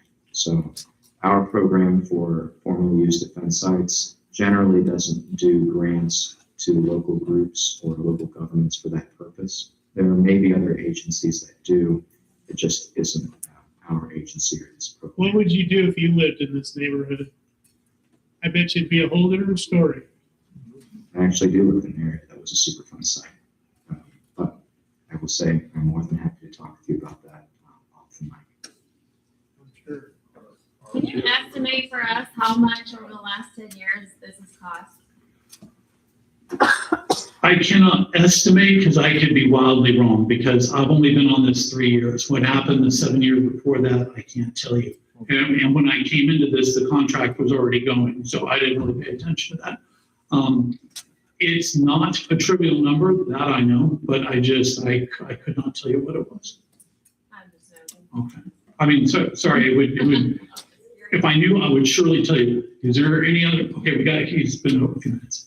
So I had a property that was quarter mile south and a mile to the west of this. And I was reached out when this all started. They came, tested my water, said that we were okay at that point. I since then moved and I shared with you guys where I was at now. It's in the green, but I'd still like to get it tested. But my question to you guys is, obviously, I mean, you've been doing a lot of tests, but you haven't been fixing the problem yet. Where is that plume's got to be moving? So is it moving more towards the west, northwest, or, you know, what direction is that going? Because, you know, there's other people in line. Obviously, there's a lot of people with problems and issues already, but there's other people out there that's outside these boundaries, which it could be coming into. I think it'd be a fair question to find out exactly where you guys are seeing that that's coming. Anybody want to answer that? You guys are. Yeah, we'll just keep calling it. The plumes, I mean, this has been around since the plumes probably started in the little 1960s. PC, or those flame pits. It's been traveling along. It's looking like it's probably been where it's been since it's been detected. It's not, and we've seen that before and after again. There's slides from 2017 to 2025. It's stable. It's been in this pathway. It's a preferential pathway, so it's not really going to be moving out of that pathway because that's this path of least resistance. So it's going to be continuing along there. It's not necessarily going to be moving, veering side to side wildly.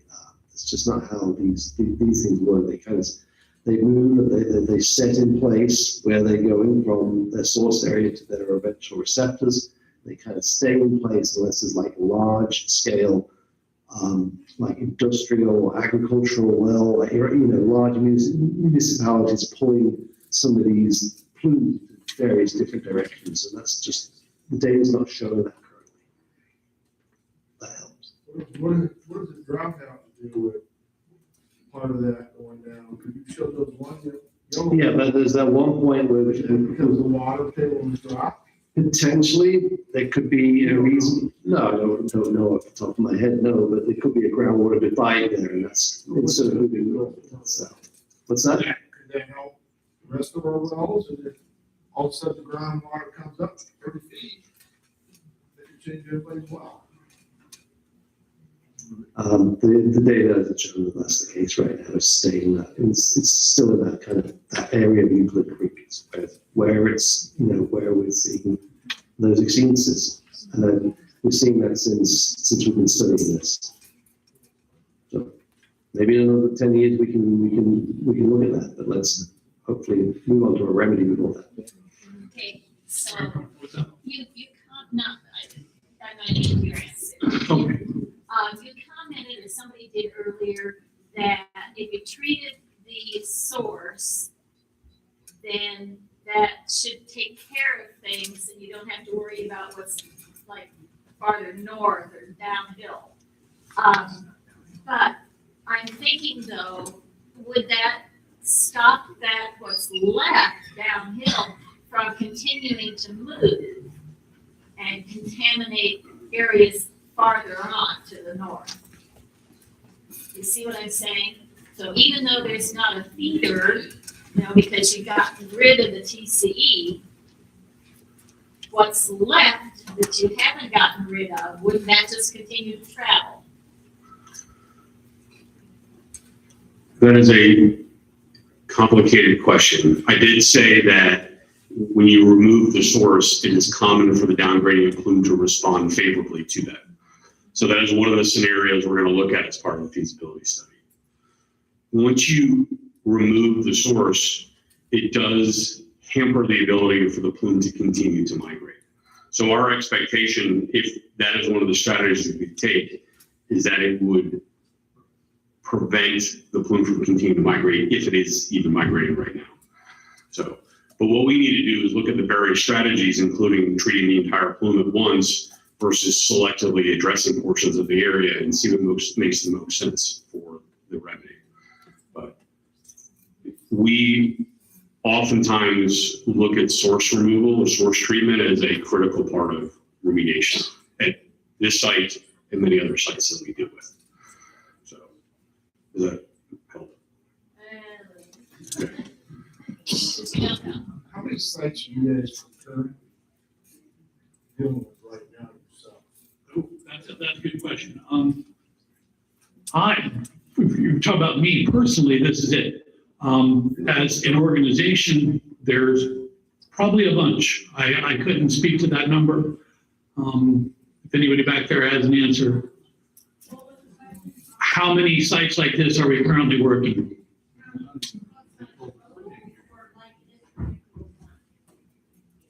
Two total. I'm guessing like missile sites with this type of contamination. First meeting that I was at, they said there were 100 across the United States. That is probably accurate. Well, when the paper started showing up, this stuff started showing up in the paper, somebody put out a map of all the contaminated wells, and not wells, but contaminated sites across the United States. Just missile sites or all contaminated? That's pretty much You guys get pretty dense. that map. For the next time you have a meeting, you put that map up there too. Well, we can surely try, Matt. Yeah, I would volunteer the Iowa DNR has a interactive map. If you click on to see all of these sites in Iowa, there's around 3,000 in Iowa. So 3,000 just in Iowa, that's pretty impressive.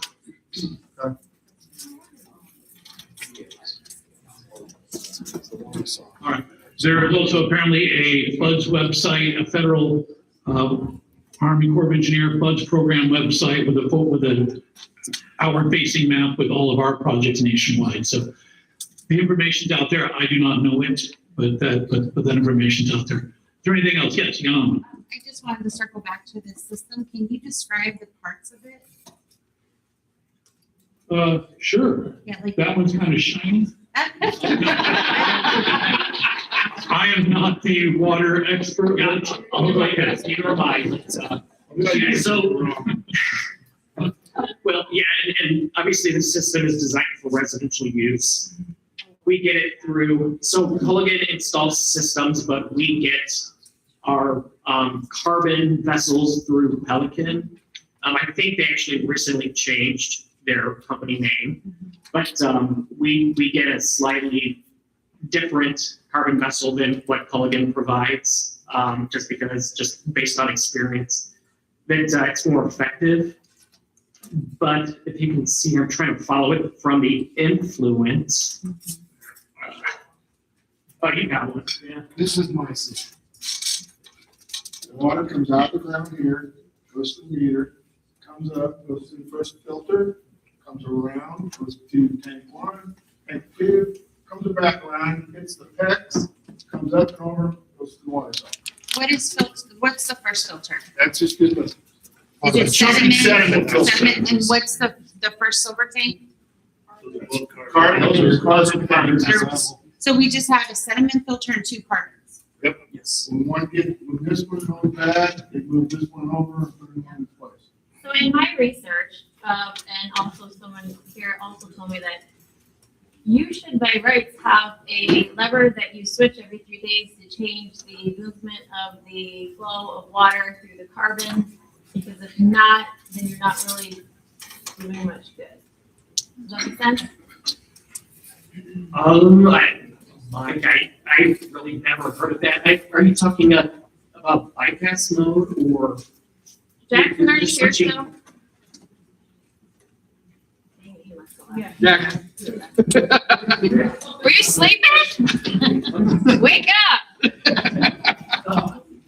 The GAC system that I put in, I got from US Water Systems, it has a backwash setting that comes in automatically. Basically, what happens is when the water's flowing down through the media, it tends to strip the media and make a preferred channel, preferred path that it starts to take, like any hillside does when water runs down it. And so when you back flush it, it throws everything back up, fluffs everything back up, and has a fresh media to start. That's what she's referring to. Yeah. Similar to a water softener. Yes. Yeah, so these do not have that backwash feature, but like I think Scott, you may have mentioned it, that whenever we do see a detection in the second, the lag GAC vessel, then that's when the carbon is replaced. So they'll take the carbon from the lag GAC vessel, put new carbon in, and then switch the vessel with the new carbon into the leak position. So is the water, like, mine are constantly getting new carbon filters. Is the water safe to drink? When you're waiting for new? So, yeah, and I know the property you're talking about. We do have, I want to say, some challenges with the carbon replacements at your particular property, just because we see a lot of particulates, a lot of sediment entering from the influence. So it seems that the drinking water well has a lot of sediment in it. So we're always dealing with fouling of the carbon vessels. I would say on the order of, maybe 3 to 4 months, maybe a little longer, we'll go without seeing breakthrough TCE from the lag GAC vessel at your home, but it's been pretty frequent. Then we see TCE breakthrough that we're pretty routinely cleaning or changing the carbon out of the empty GAC vessel.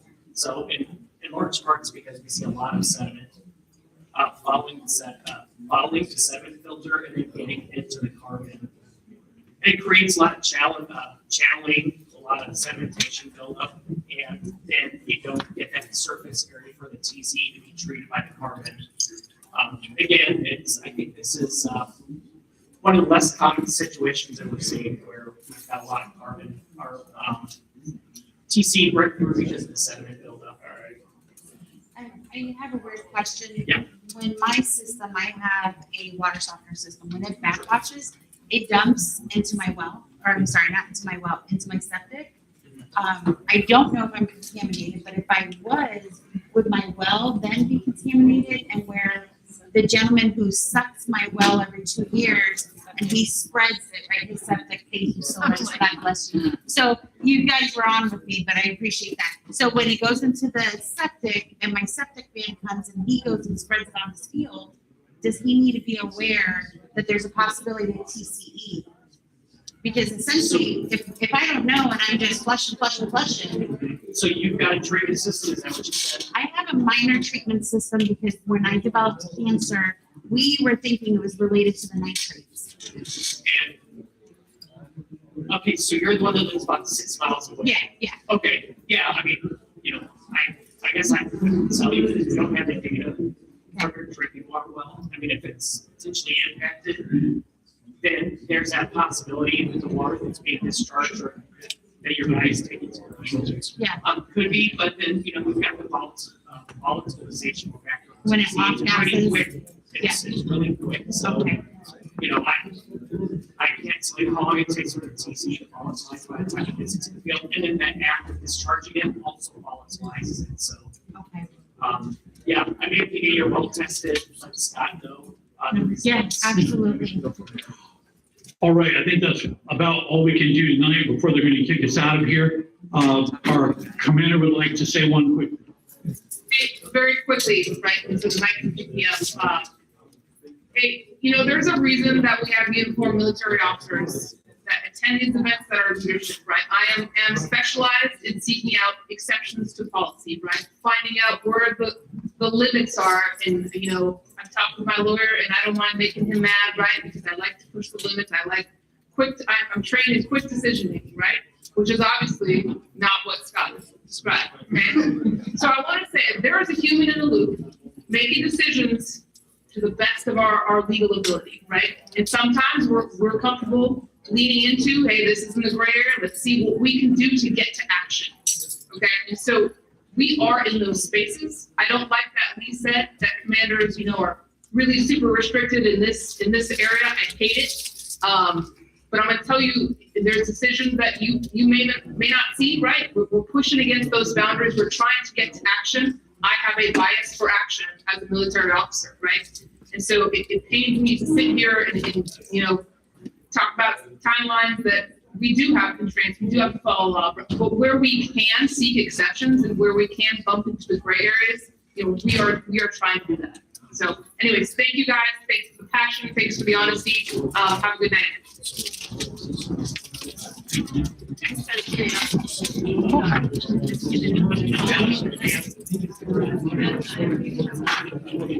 So